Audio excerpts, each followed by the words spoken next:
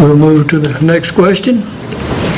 Describe how you determine priorities in your last job. Oh, that depends on what's needed when, the time that it's going to take, because sometimes there are projects that you get on that are rather lengthy. I know writing management discussion and analysis, that's about a 2-week process.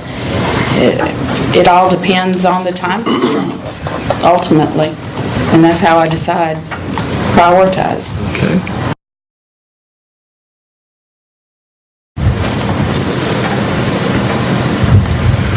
All right, next question. Describe how you determined priorities in your last job or your present position. Well, pretty much I kind of look at policy and procedure first. We all have somebody to report to, and they kind of set the stage. Whenever I come to a company or a different organization, there's an atmosphere that you have to get to know, such as Walton County. It's kind of like, I look at it, my job is like a person.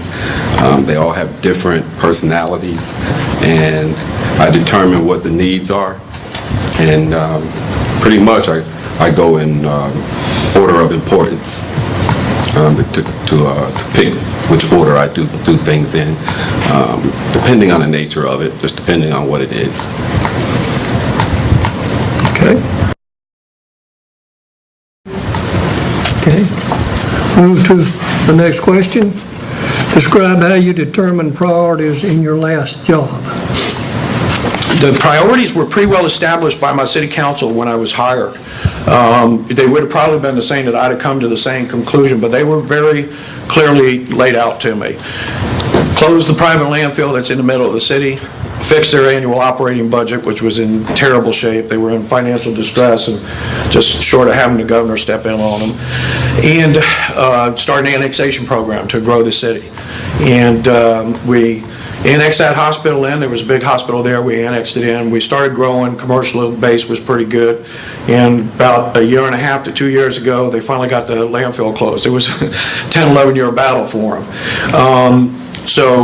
But what I would do is, the first thing I do when I get into a community is deal with the elected officials. You all are the eyes and ears for the community. You're the ones that dictate what the manager and the staff do. So I sit down and usually do interviews with the council members. Take that information, and what I also do is work with the staff, and I ask them to give me what their 5 top priorities are.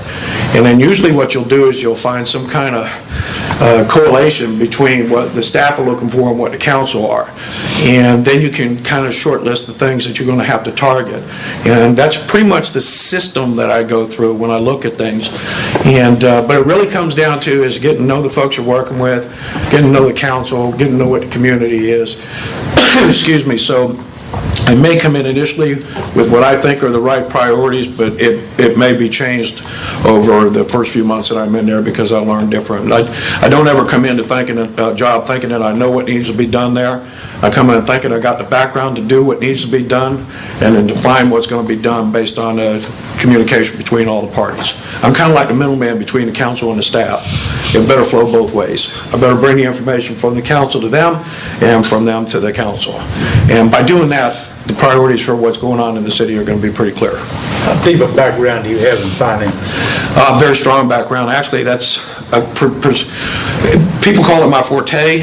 All right, I have been teaching budget and finance. I've taught it for 5 years at Florida State University in the undergraduate program for public administration, and at FIU for almost 8 years in the graduate and the undergraduate, which is unusual because I only have a master's degree, and usually you have to teach one level below what your degree is. So I was teaching master's level degree seeking students with a master's level degree.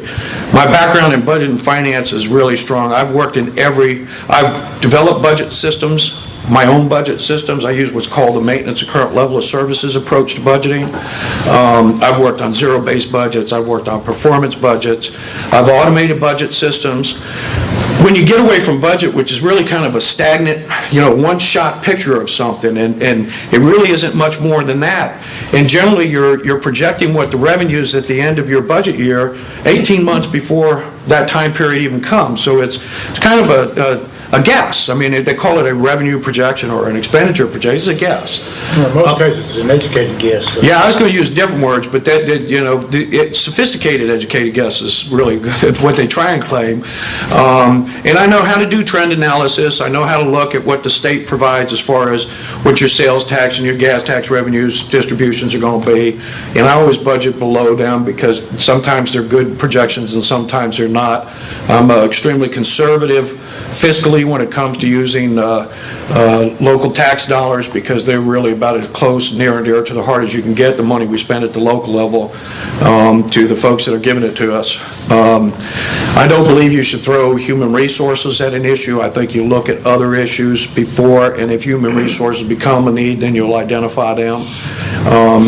Finance-wise, I've done negotiated banking relationships, I've negotiated short-term loans, I've negotiated long-term debt obligations, I've issued millions and millions and millions of dollars in revenue bonds for first-time homebuyer mortgage programs. I've issued industrial development authority bonds for economic development activities where I was the one doing the work on it. I've was pretty good at doing investments on behalf of communities until 5 years ago. That nobody was doing them very good anymore, but I was always pretty able to squeeze cash investments in the communities that I worked for in the past and get a little bit more interest earnings out of them and things like that. So I don't believe there's anything that I haven't been involved in public sector budget or finance on both sides of the equation. Well, you definitely learned the gift of gab. I had to. I grew up in an Irish family with 7 people. You had to stick. Yes, sir, I sure did. If I didn't, I was lost. And that didn't happen.